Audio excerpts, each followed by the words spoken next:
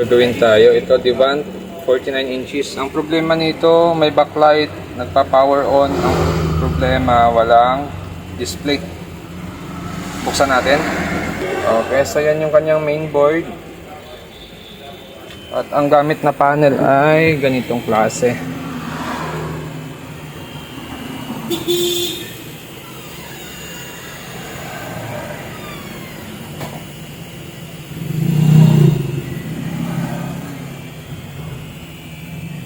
Okay.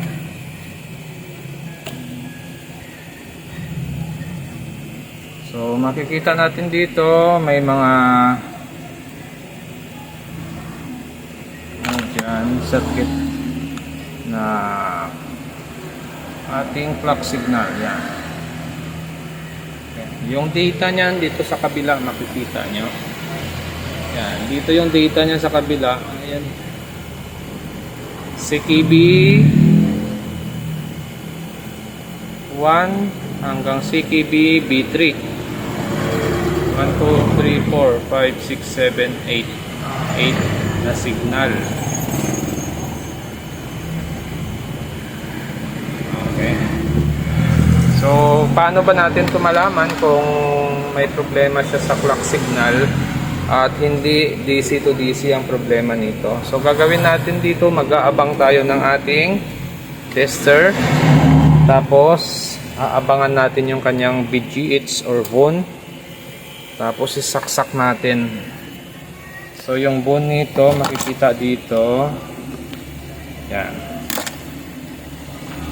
Ito yung bone niya. Yan. May test point yan. Yan yung bone niya. Tapos tutok tayo sa cellphone. Okay. So yan na. Natutukan na natin yan. Automatic on. F11 ano, tapos nag-shutdown siya. So ibig sabihin nagpo-protect yung ating DC to DC. So pag ganitong gamit na top board at pag nag-inject kayo or nag-abang kayo ng test probe nyo sa kanyang bone ay nagkakaroon ng supply tapos magsa-shutdown, pwedeng may problema yung ating clock signal. So hindi natin alam kung saang side ang may problema. Kaya magta-try and error tayo. Pwede tayong mag-cut dito or pwede din dito. Okay? So, unahin natin dito sa mayroong data. Dito tayo mag-cut sa mayroong data. Titingnan natin kung andito yung problema niya.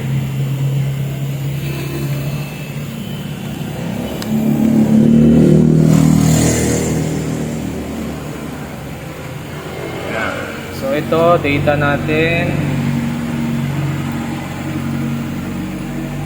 Ito yung MON. Ito yun. Tapos yung sunod niyan, itong clock signal natin. 1, 2, 3, 4. Bali, 4 sa taas. Tapos, 1, 2, 3, 4. 4 din sa baba. 1, 2, 3, 4. So, hanggang dito yung clock signal natin, no? Yan. So, itong STBP, ito yon. So dito lang tayo. Kakat natin to. Ang cutting natin dito sa baba ng mga butas na yan. Hindi tayo pwede mag-cut dito sa taas. Dapat dito sa ilalim ng butas na yan.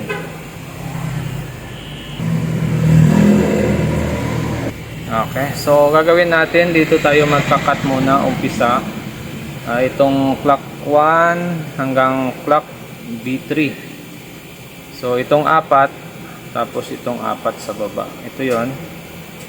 Yan. Or try natin gamitan ng tester. Titingnan natin kung may makuha tayong resistance dito na mababa pag gumamit tayo ng tester. Gamit yung ohms. Okay, so mayroon tayong nakuhang resistance dito. Madilim lang, wala tayong ilaw. Okay, ito. Itong clock B3 to clock. Yan. Ito. CKB3, CKB-B3. Ang resistance niyan ay 410 ohms. Yan. So, hindi pa natin alam kung itong side na to may problema, gagawin natin, i-cut natin tong isa, no? Isa lang, kahit ito lang, si CKB B3 ang i-cut natin para hindi tayo mahirapan magbalik in case na hindi dito ang problema niya. Okay, so nadidetect para ito ng ating tester pag nagamit tayo, no? Pag gumamit tayo ng resistance, mayroon tayong marireading dito na mababang resistance. So ito yung nagkakaroon ng leak, yung CKB B3 saka CKB 3. Yan. So isa lang muna i-cut natin para malaman natin kung dito ang problema or doon sa kabila. Saka tayo mag-cut lahat, ano? Isa lang. Okay. Para pag hindi dito ang problema, hindi tayo mahirapan magbalik. Yan. Tapos tester ulit natin. Itong CKB 3 saka si CKB B3. Okay. Yun. M na, oh. Nag-M na siya. So ibig sabihin dito ang problema niya. So gagawin natin, ikakat na natin lahat dito ang clock signal. Lahat ng clock signal dito ikakat na natin. Dito tayo sa baba. Reading. Yun. So dito nga yung short, ano. Okay, so dahil dito ang short, dito ang leak, ikakat na natin to yung 8 hanggang dito, wala dito. Yan. So ikakat na natin to.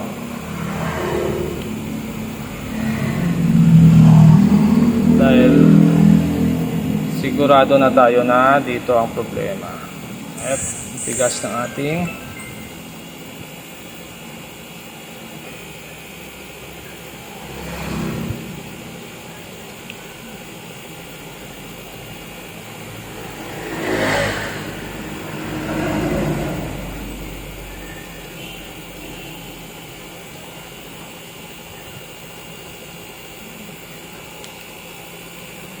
okay. Yan. Ayusin na lang natin. Okay, so yan na, nakat na natin yung 8 dyan, tapos testing natin. Okay, yan, may backlight na siya. Check natin yung bone natin dito. Ito yung bone. Yan, testing natin to. Check natin kung may supply tayo makuha dito. Pag mayroon na, pwedeng magkaroon na ito ng supply. Yan, 31, ano? So ibig sabihin gumana na siya. So check natin kung malinis or magaspang yung display. Pwedeng malinis, pwedeng magaspang ito. At kung malinis, wala na tayong babaguhin. Kung magaspang, mo-modify pa natin. Okay, so hindi naman siya nagkaroon ng gaspang. Malinis naman siya, yun, no signal. Okay. So pwede pa lagyan natin ng palabas. Yan. So okay na siya. So normal naman, wala namang kuwit, kaya hindi na natin siya i-modify pa o lalagyan ng resistor or i-jumper sa ground. Pag malinis naman yung screen, wag na natin lagyan ng resistor. Okay. So ganun lang, yung ganitong top board ay nadidetect siya ng resistance kung saang clock signal ang may leak. So ito ginawa natin dito, hinanap lang natin yung clock signal na may leak. So nahanap natin dito ay CKB 3, CKB B3. So ginawa natin, una natin kinat dyan yung isa lang, yung itong si CKB B3. So nagtester tayo ulit, resistance, nawala yung leak dito sa test point. Pero pag dito tayo sa ilalim mag-tester, andito yung leak. Ibig sabihin, itong side na to ang may problema. Ngayon, ginawa natin, kinat na natin yung 8 clock signal. Okay? So, pagtapos natin siyang i-cut, ay nag-okay na yung unit natin. Yan, no? Okay na siya. Yan. So, okay na siya. Okay?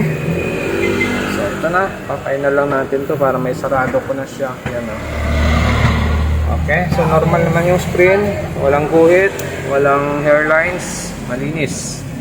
So, mayroon talagang mga panel na pag nag-cutting ka normal, pag nag-tape method ka normal, mayroon ding kahit mag-tape method ka, mag-cutting ka, mayroon talagang naiiwang guhit. Ibig sabihin talaga noon may problema na talaga yung glass natin or yung mga signal natin. So ito, nagawa pa naman natin.